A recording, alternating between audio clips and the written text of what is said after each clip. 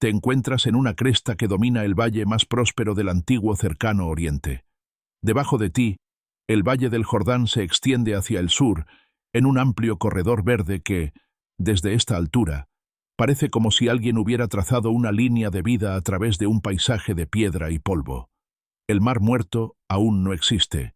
En su lugar, hay una extensa llanura regada por el río Jordán y sus afluentes, alimentada por manantiales subterráneos que impulsan agua dulce a través del fondo del valle, produciendo la particular abundancia agrícola que solo se da cuando el agua se encuentra con un suelo aluvial fértil en un clima cálido y prolongado. Los árboles allá abajo están cargados de fruta. Los campos son verdes en todas direcciones. Los pastizales sustentan rebaños tan grandes que el polvo que levantan es visible desde esta cresta como una bruma permanente a lo largo del valle. Esta es la llanura del Jordán. Esto fue lo que Lot vio cuando Abraham le dio a elegir la dirección. Y Lot alzó la vista, contempló toda la llanura y la escogió porque, a todas luces, era la mejor tierra disponible. Eso fue hace aproximadamente 40 años. Lot lleva décadas viviendo en Sodoma. Se sienta en la puerta de la ciudad, lo que en el mundo antiguo significa que es un hombre respetado, un anciano reconocido, alguien cuya opinión importa en las disputas cívicas. La ciudad que lo acogió como forastero lo ha convertido, de la misma manera que las ciudades prósperas convierten a los forasteros en residentes y a los residentes en ciudadanos, en uno de los suyos. La ciudad que va a ser destruida antes de mañana por la mañana. Estás en esta cresta, y el valle a tus pies rebosa de luz, movimiento y el ruido característico de ciudades que han existido el tiempo suficiente para desarrollar sus propios ritmos y rutinas. Esta es la última tarde en que esas ciudades existirán. Mañana no quedará nada en pie allí abajo. Mañana la llanura misma será irreconocible. Para entender lo que está a punto de perderse, hay que entender lo que hay ahí abajo. No el pecado. La ciudad, el lugar físico donde la gente se despertó esta mañana, desayunó, discutió sobre los precios del mercado y planeó cosas que ahora nunca sucederán. Así era Sodoma. Así era antes de que cayera el fuego. Las ciudades de la llanura no son pequeños asentamientos. Génesis 14 narra una campaña militar en la que participaron 5 reyes de las ciudades de la llanura: Sodoma, Gomorra, Adma, Zeboyim y Zoar, contra 4 reyes del este, entre ellos el rey de Elam, quien, en el contexto del antiguo cercano oriente, representaba una importante potencia regional. Las ciudades que contaban con ejércitos capaces de enfrentarse a las fuerzas elamitas no eran aldeas. Eran centros urbanos con la organización política, el excedente económico y la población necesarios para sostener campañas militares. En el Génesis, las ciudades de la llanura aparecen como entidades urbanas consolidadas, con reyes, mercados, infraestructura cívica y suficiente importancia regional como para merecer la conquista por parte de potencias extranjeras y el rescate por parte de Abraham cuando Lot es hecho prisionero de guerra. Abraham reúne a 318 hombres de su propia casa, entrenados para la guerra, para perseguir a los reyes del este, lo que da una idea de la magnitud del conflicto y de lo que estaba en juego. Lot se encontraba en una ciudad por la que valía la pena luchar. Las excavaciones arqueológicas en la región del Mar Muerto han revelado hallazgos que han transformado el debate académico sobre la historicidad de las ciudades de la llanura. El yacimiento de Tal el-Hammam, situado en el sur del Valle del Jordán, al noreste del Mar Muerto, ha sido excavado desde 2006 por un equipo liderado por el arqueólogo Stephen Collins. Allí se halló una importante ciudad de la Edad del Bronce, una de las más grandes de la región para su época, que muestra evidencias de una sofisticada civilización urbana, pues seguida de una destrucción y abandono repentinos y catastróficos. El yacimiento abarca aproximadamente 100 acres de ciudad alta y baja. La ciudad alta, una imponente estructura de adobe sobre un tel natural, muestra evidencia de un centro administrativo fuertemente fortificado. La ciudad baja, que rodea la base del tel, evidencia una densa ocupación residencial y comercial. En su apogeo, Tal el-Hammam fue una ciudad de decenas de miles de habitantes. Para los estándares del Levante meridional de la Edad del Bronce Medio, un importante centro urbano. Y entonces, En un estrato datado aproximadamente en el 1650 a.C., la ocupación termina, no gradualmente, no por abandono a lo largo de generaciones. Termina en una capa de destrucción que los arqueólogos describen como única en el registro arqueológico de la región.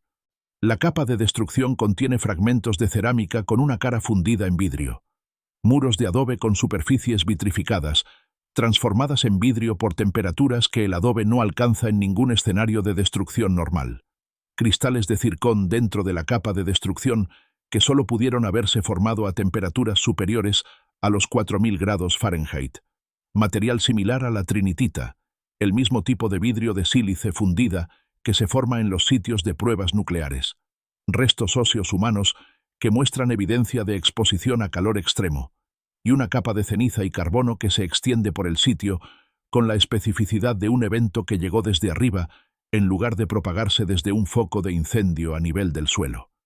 Los investigadores publicaron estos hallazgos en 2021 en la revista Scientific Reports. Su conclusión fue que el lugar fue impactado por una explosión cósmica en la atmósfera, un fragmento de asteroide o cometa que explotó en la atmósfera sobre la ciudad, generando una onda de presión y un pulso térmico suficientes para arrasar e incinerar un importante centro urbano en segundos. Una bola de fuego caída del cielo, compuestos de azufre en la capa de destrucción. Una ciudad que dejó de existir de un momento a otro, seguida de 13 siglos de abandono de las tierras agrícolas circundantes. Incluso después de que otros sitios de la región fueran reocupados, Tal el-Hammam permaneció deshabitada hasta la Edad de Hierro. El texto del Génesis describe fuego y azufre cayendo del cielo, enviados por el Señor. Describe el humo de la tierra elevándose como el humo de un horno. Describe una destrucción tan completa que, cuando Abraham mira hacia la llanura a la mañana siguiente, no queda nada, solo humo, como el de un horno, que se eleva donde antes estaban las ciudades. La arqueología y el relato del Génesis no coinciden. Las fechas requieren conciliación, y los estudiosos siguen debatiendo los detalles. Pero la evidencia material de una destrucción repentina, catastrófica y provocada por el calor de una importante ciudad de la Edad de Bronce en la región geográfica precisa que describe el relato del Génesis, no es insignificante. Es el tipo de hallazgo que cambia la naturaleza de la pregunta, pasando de si las ciudades existieron realmente a qué les sucedió exactamente. ¿Cómo era la vida cotidiana en Sodoma en los días previos a su destrucción? La ciudad a la que entró Lot era una ciudad próspera. Tenía una puerta, la puerta donde Lot se sentó, el centro cívico de la vida urbana del antiguo Cercano Oriente, donde se resolvían disputas, se firmaban contratos y se evaluaba a los forasteros. Tenía calles, casas y presumiblemente mercados, ya que las ciudades de este tamaño e importancia comercial mantenían un comercio activo. La abundancia agrícola del Valle del Jordán alimentaba a las ciudades y generaba el excedente que sustentaba a las clases profesionales urbanas. Los comerciantes, los administradores, los artesanos, la gente cuyo trabajo no era directamente agrícola, pero que se beneficiaba del trabajo de quienes sí lo eran. Las casas de una ciudad de la Edad de Bronce en el Valle del Jordán estaban construidas con adobe, el material de construcción más común en el antiguo Cercano Oriente durante este periodo. El adobe, elaborado con la arcilla aluvial del fondo del valle, se mezclaba con paja para aumentar su resistencia. Los bloques se moldeaban y secaban al sol, para luego colocarlos en hileras con mortero de barro. Los muros eran gruesos, lo que proporcionaba aislamiento contra el intenso calor del verano. Los techos eran planos, hechos de vigas de madera cubiertas con cañas y revoco de barro, creando un espacio exterior útil para dormir durante el verano y para secar los productos agrícolas. Las calles eran estrechas, como suelen ser las de las ciudades premodernas, del ancho de un burro cargado, más un pequeño espacio a cada lado, la unidad práctica del urbanismo antiguo. Entre las casas, las calles recibían sombra por la mañana y por la tarde, y se calentaban intensamente al atardecer. El olor de la ciudad era el de todas las ciudades antiguas: animales, fuego, gente, la riqueza orgánica propia de una comunidad que vivía muy cerca, sin saneamiento moderno, todo ello mezclado con los aromas del incienso y el aceite de los altares domésticos y la particular mezcla de especias y fermentación del mercado. La riqueza agrícola de la llanura se hacía patente en el mercado de la ciudad. En el valle se cultivaban cereales, trigo, farro y cebada, los cultivos básicos del antiguo cercano oriente, así como las frutas que definían la dieta de la región, higos, granadas y uvas, de las que se obtenía el vino, la bebida habitual de la vida urbana en todo el mundo antiguo. El río Jordán y sus afluentes albergaban peces. Los rebaños, visibles desde la cresta, proporcionaban carne, lácteos, lana y cuero. Una ciudad situada en el centro de esta abundancia tenía acceso a todo lo que necesitaba una población urbana de la Edad de Bronce, y el excedente le permitía intercambiarlo por lo que no producía localmente. Las rutas comerciales del antiguo cercano oriente atravesaban el valle del Jordán. La vía real, la antigua calzada que recorría la meseta transjordana, pasaba cerca de las ciudades de la llanura. La ruta que conectaba Egipto con Mesopotamia, el camino que transitaban los patriarcas, los mercaderes y los ejércitos, discurría por esta región. Sodoma no estaba aislada, estaba conectada. Era un nodo en la red comercial del antiguo cercano oriente, que recibía viajeros, mercancías e ideas del resto del mundo y, a cambio, exportaba sus propios productos. Esta conectividad forma parte de lo que Génesis describe como el contexto del carácter de la ciudad. Una ciudad situada en una ruta comercial recibe a forasteros. Su trato hacia ellos es un reflejo de algo fundamental sobre sus valores. La cultura de la hospitalidad del antiguo cercano oriente no era una costumbre cortés, era un sistema de supervivencia. En un mundo sin hoteles, sin posadas en el sentido moderno, sin ningún marco institucional para el alojamiento de los viajeros, la hospitalidad hacia los forasteros era el mecanismo que permitía que el mundo antiguo siguiera siendo transitable. Un viajero que no encontraba refugio al final de una jornada de viaje en un paisaje peligroso, los caminos del antiguo cercano oriente estaban plagados de bandidos. El terreno era accidentado. Para las noches frías en las tierras altas y calurosas y llenas de mosquitos en los valles, corría un peligro real.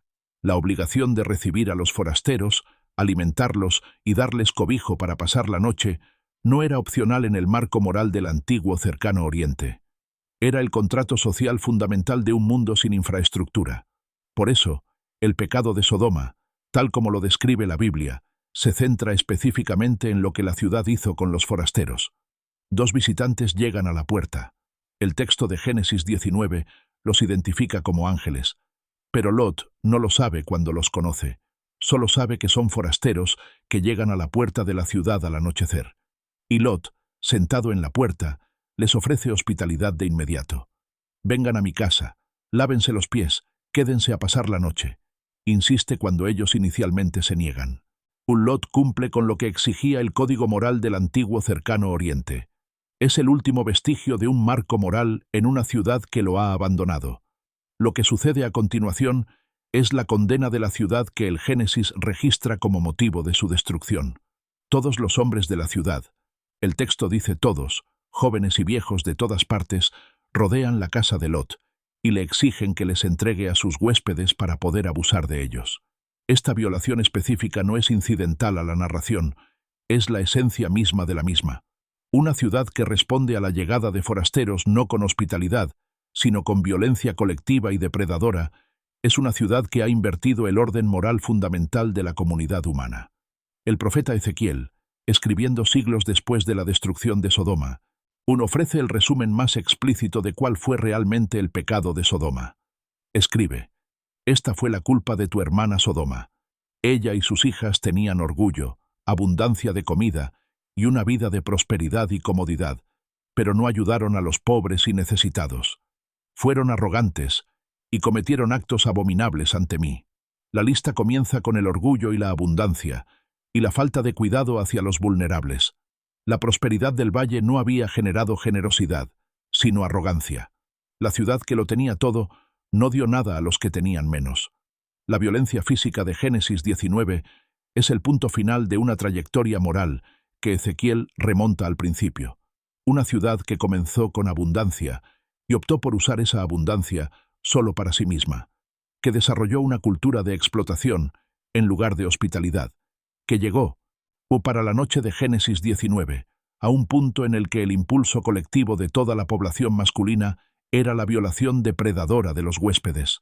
La riqueza de la llanura no había hecho generosa a Sodoma, la había hecho peligrosa.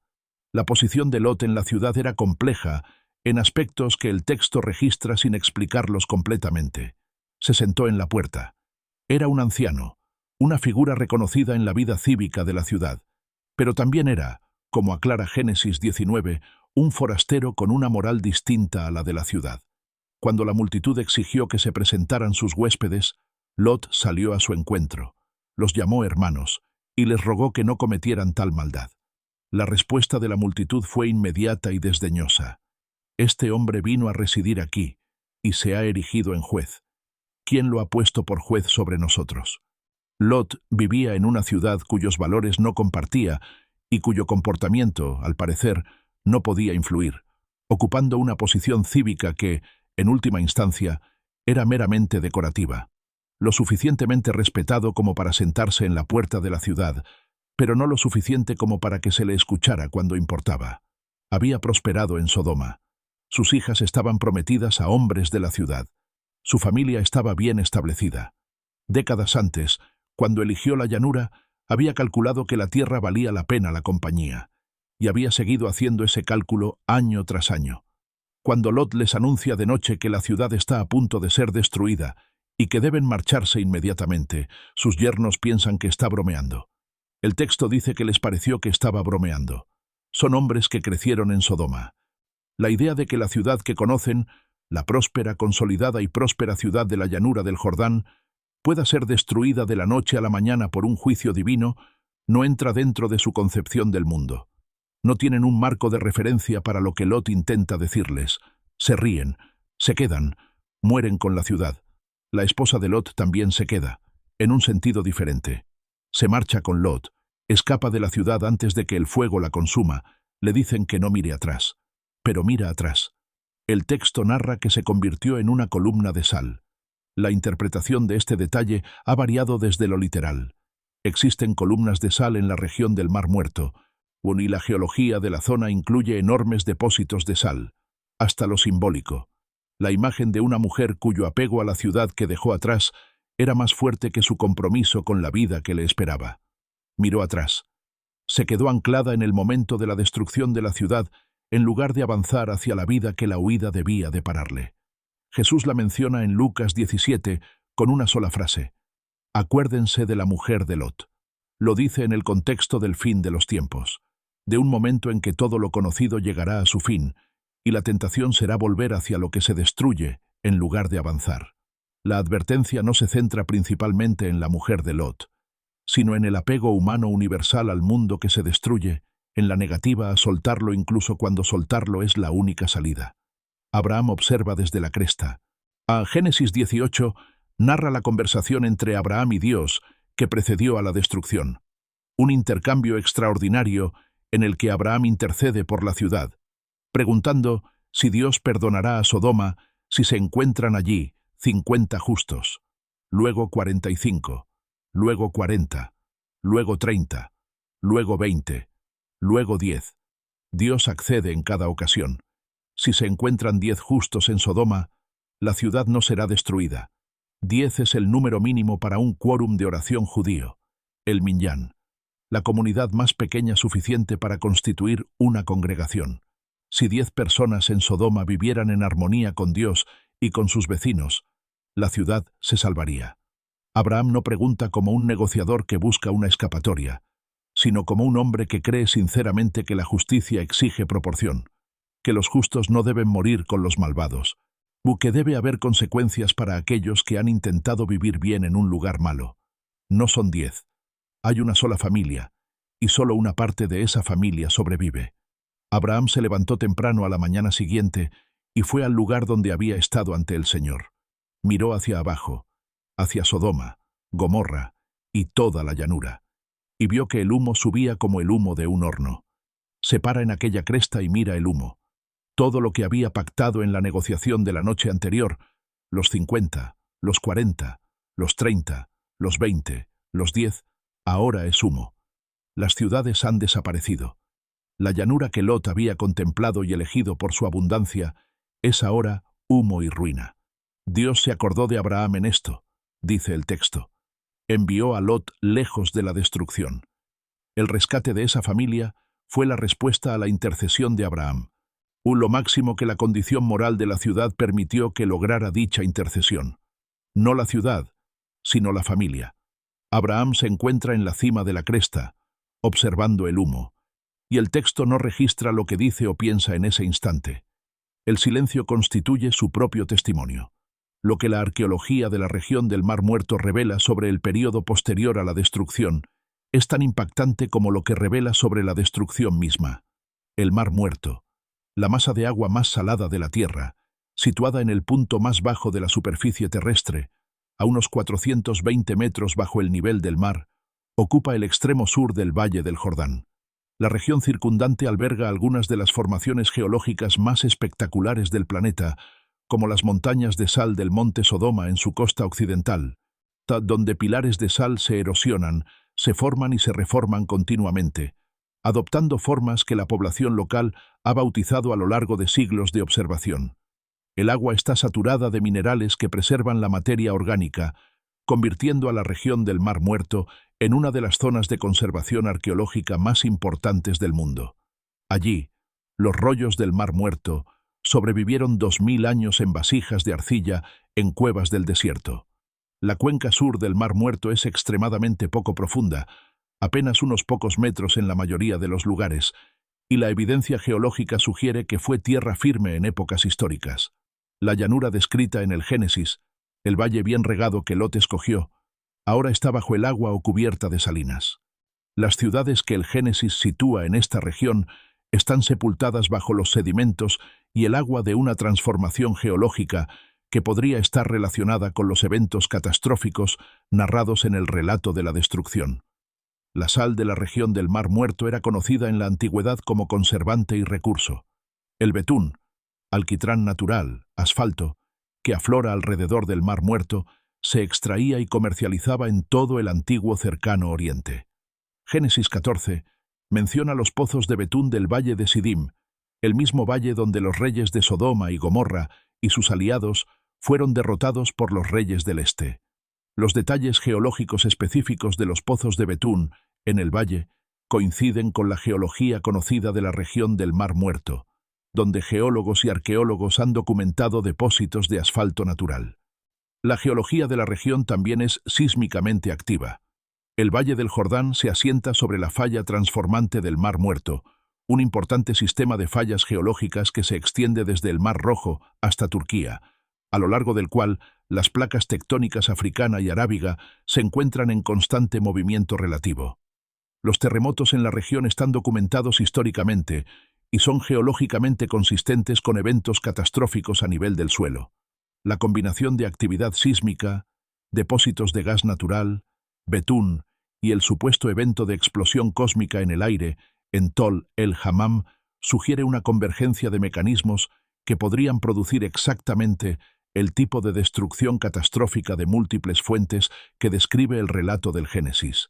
Fuego y azufre cayendo del cielo, la tierra misma resquebrajándose.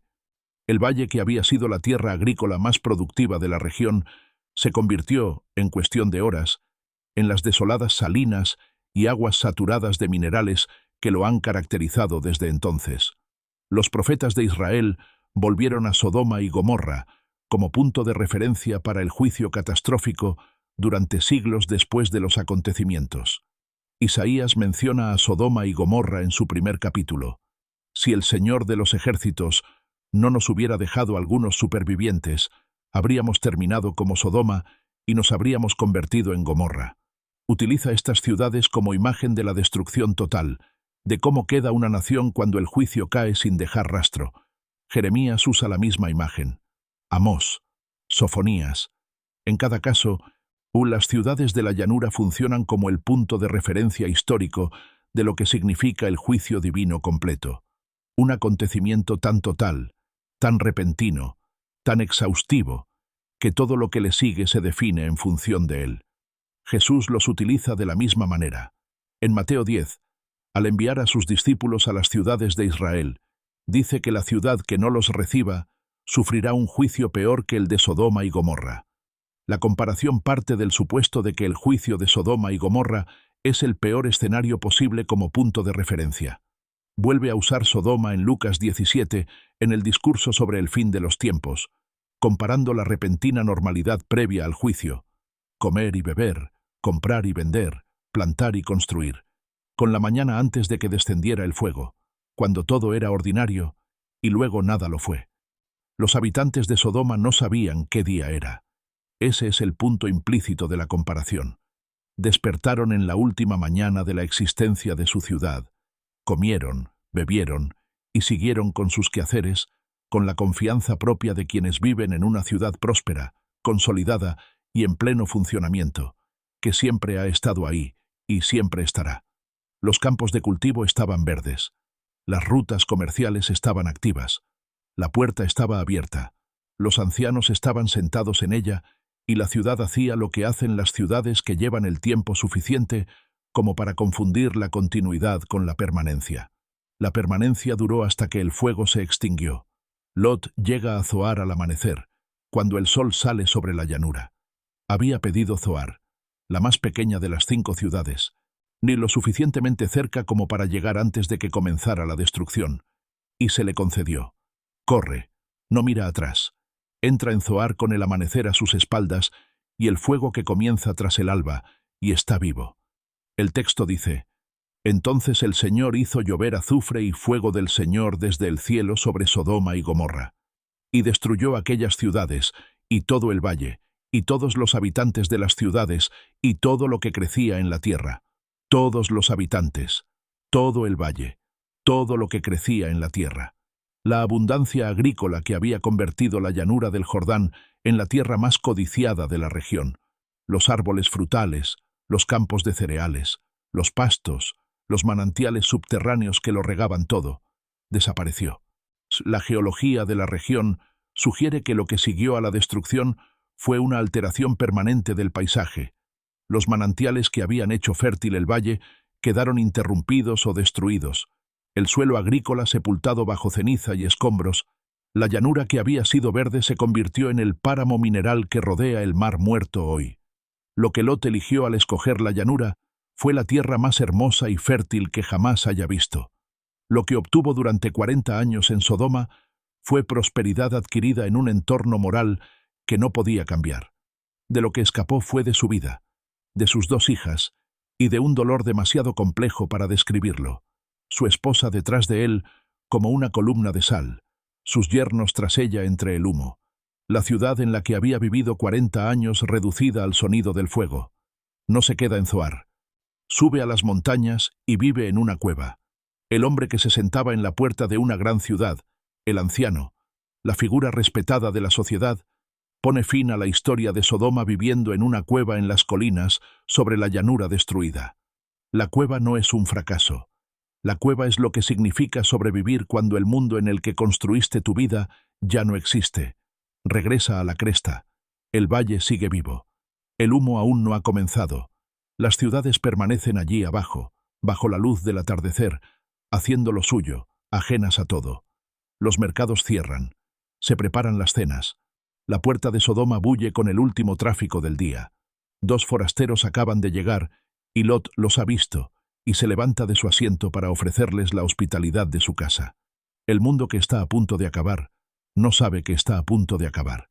Sigue su curso con la confianza de una civilización que ha perdurado lo suficiente como para creer que durará para siempre. Has vivido en lugares que parecían permanentes y que resultaron no serlo. Has construido tu vida en torno a cosas que parecían estables y que luego dejaron de serlo.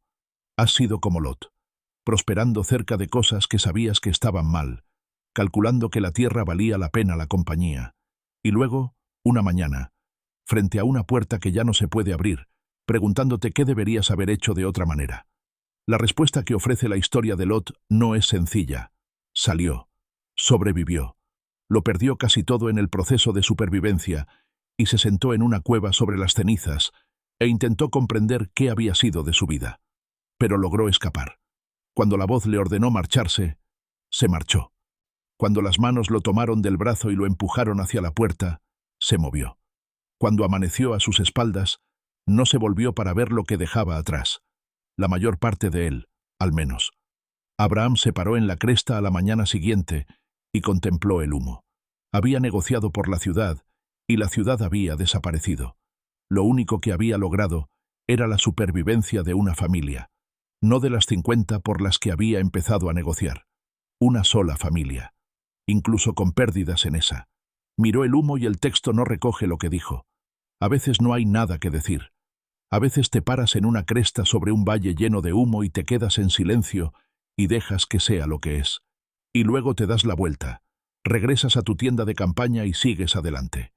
Si esto te ha conmovido, compártelo con alguien que necesite escucharlo hoy.